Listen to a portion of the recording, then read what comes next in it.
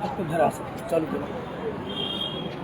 Doctor Babasaheb Ambedkar, साहित्य सम्राट अण्णाभाऊ साठे, वसंतराव नाईक, बिरसा मुंडा सर्वच महापुरुषांना या ठिकाणी त्रिवार वंदन करतो.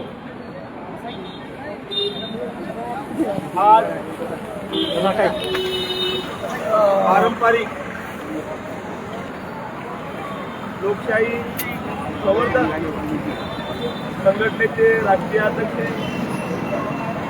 आंबेडकर चळवळीतील माझे सहकारी वीररत्न कुमार भावरे यांच्या नेतृत्वात या ठिकाणी कलावंतांच्या मागणीसाठी शासनाचं लक्ष वेधण्यासाठी त्याला अभिनव आंदोलन असं म्हणता येईल, असं या ठिकाणी हजर आंदोलन संपन्न झालेलं आहे. परवा महाराष्ट्राचा बुलंद आवाज भीमशाहीर माधवदादा वाडवे यांनी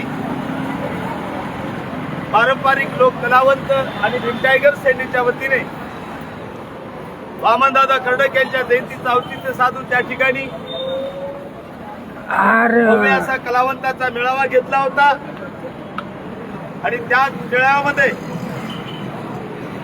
भावरे साहेब यांनी आजच्या आंदोलनाचं मला निमंत्रण दिलं होतं. वेळ मला 4ची सांगितली होती. मी या ठिकाणी 4:45 वाजता आलो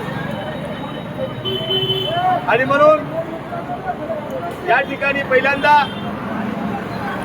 पारंपरिक लोकशाही संवर्धन कलावंत जी संघटना आहे त्यांचं जे कलावंतांच्या मानधनासाठी जे आंदोलन आहे या ठिकाणी भीम टायगर सेनेचा राष्ट्रीय अध्यक्ष नात्याने आजच्या आंदोलनाला मी या ठिकाणी जाहीर पाठिंबा देत आहे.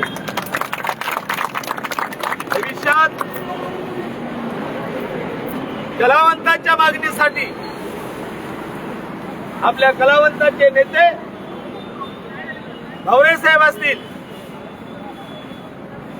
आमचे माधवदादा वाडवे असतील, सर्व कलावंत असतील, आपण जिथे जिथे आवाज देशाल त्या ठिकाणी भीम टायगर सेना आपल्या सोबत असेल एवढा या ठिकाणी शब्द देतो. आणि मागण्या पदरात पाडून घेत असताना आपल्या मला सर्वांना सांगायचं आहे, कारण स्वातंत्र्याचा फायदा काही दलालाला भेटला, स्वातंत्र्याचा फायदा काही झोरे उचलणाऱ्याला भेटला, स्वातंत्र्याचा फायदा राजकारण्याला भेटला, अधिकाऱ्याला भेटला, उद्योगपतींना भेटला, पण जो तळागाळातला समाज आहे त्याच्यापैकी एक कलावंत समाज आहे. मला वाटतं हे स्वातंत्र्यापासून कोसो दूर आहे. आणि मग तुम्हाला फुकट काही भेटणार नाही अपेक्षित तुम्ही राहू नका. आणि खऱ्या अर्थाने मग आपल्याला आपले न्याय मागून घ्यायचे असेल तर बाबासाहेबांनी जो मॅसेज दिला 20 जुलै 1924 बहिष्कृत हितकारणी सभा, तेव्हा बाबासाहेबांनी मॅसेज दिला संघटित व्हा. आणि म्हणून आपल्या मागण्या जर पदरात पाडून घ्यायचा असेल तर जेव्हा जेव्हा भावरे साहेब आपल्या संघटनेचे नेते तुम्हाला आवाज देतील तेव्हा तेव्हा आपण सर्वांनी धावून येण्याचं काम करावं. हे काम एकाचं दोघांचं नाही, आपण सर्वांनी लक्षात घ्यावं. कारण संघटनेत काय ताकद असते 1-2 मिनिटाचं माझ्या आवडीचं उदाहरण सांगतो आणि या ठिकाणी मी माझ्या भाषणाला पूर्ण विराम देतो. कारण शेवटी न्याय देण्यासाठी इथं संघटनाच आहे आपल्या सर्वांना माहित आहे. आणि संघटनेचं महत्व डॉक्टर बाबासाहेब आंबेडकरांनी ओळखलं होतं. तिची एकदा ताकद सांगतो आणि मी थांबतो. उन्हाळ्याचे दिवस होते. एक शेतकरी आपल्या गाडीत बसून शेताकडे निघाला होता. त्या गाडीमध्ये त्याचा मित्र सोबत होता. ते शेताकडे जात असताना त्या बैलांची दोरी त्या शेतकऱ्याच्या हातात होती आणि दुसऱ्या हातात चाबूक होतं. तो गाडी शेताकडे घेऊन जात असताना त्याच्या लक्षात आलं दोन्ही बैलावर गोमाशा आहेत. त्याला वाटतं आपण मारून टाकल्या पाहिजेत.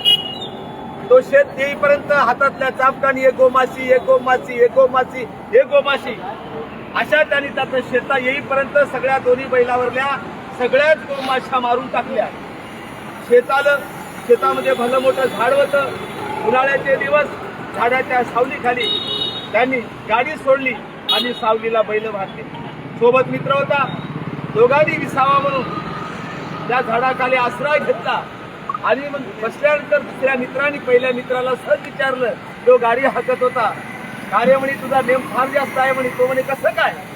राजा मी बघितलं तू शेत येईपर्यंत दोन्ही बैलावरल्या गोमाशा मारल्या, तुझा एकही रट्टा खाली गेला नाही.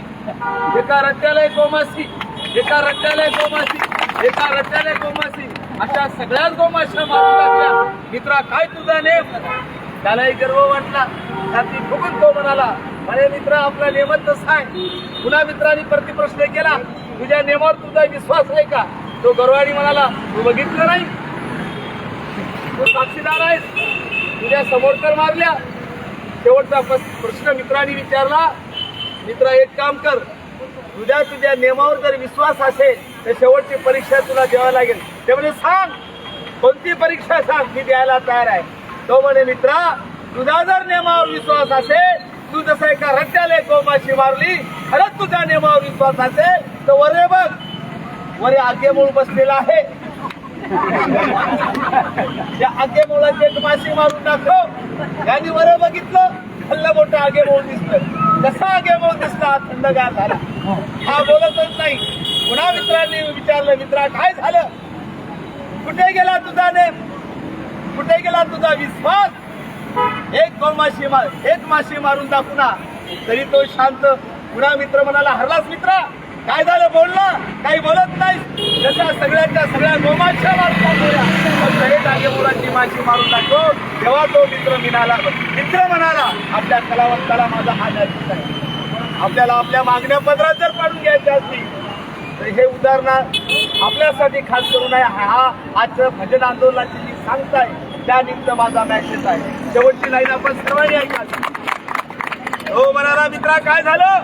अरे एका रट्ट्याला गोमाशाच्या 200 गोमाशा मारल्या, तुझा नियम खाली गेला नाही.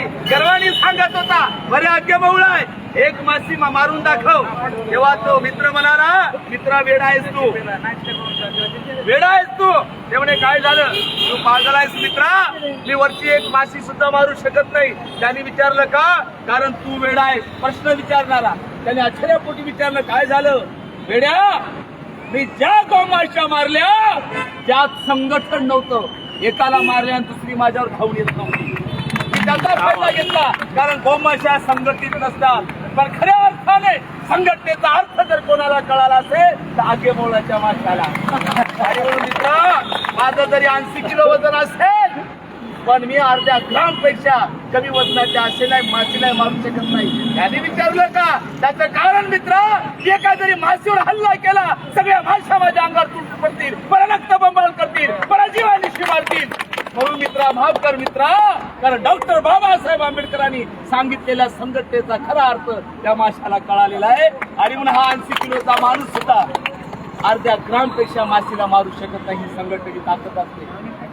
आणि मग तुम्ही जर एकत्रित राहिला तर भावरे साहेबांचं नेतृत्व मजबूत होईल आणि मग आपल्या मागण्या पदरी पडतील. म्हणून आपण सर्वांनी बेल पडली तर आगे मवल्याच्या माशासारखं शासनाला कसल्याचं काम करावं, एवढं या ठिकाणी आपल्या सर्वांना माझा मेसेज देतो. आणि या ठिकाणी मला बोलवलात त्याबद्दल परत मी आपल्या सर्वांचे आभार मानत नाही, कारण माझं स्वतःचं मत आहे की घरच्या माणसाचे आभार मानू नये, आभार बाहेरच्याचे मानायचे असतात. म्हणून मी या ठिकाणी आपल्या आभारातच राहू इच्छितो, एवढी या ठिकाणी सांगतो. आणि खरंच सगळ्या कलावंताला विनंती करतो, देशाला पुढे न्यायचं असेल धर्म आणि जातीपेक्षा देश मोठा आहे, देशापेक्षा धर्म आणि जात मोठी नाही. तुम्ही तुमच्या कलावंतांच्या माध्यमातून सगळ्या जाती धर्माला शिक्षणाचं महत्व सांगावं, त्यांना अंधश्रद्धेतून बाहेर काढावं आणि आपला बलशाली भारत कसा होईल यासाठी सर्वांनी झटावं, एवढं या ठिकाणी सांगतो. थांबतो. जय भीम, जय संविधान. नाना साहेब आगे बढ़ो, हम तुम्हारे साथ हैं। नाना साहेब तुम आगे बढ़ो, हम तुम्हारे साथ हैं। साहेब तुम आगे बढ़ो, हम तुम्हारे साथ हैं। और साहेब तुम आगे बढ़ो, हम तुम्हारे साथ हैं।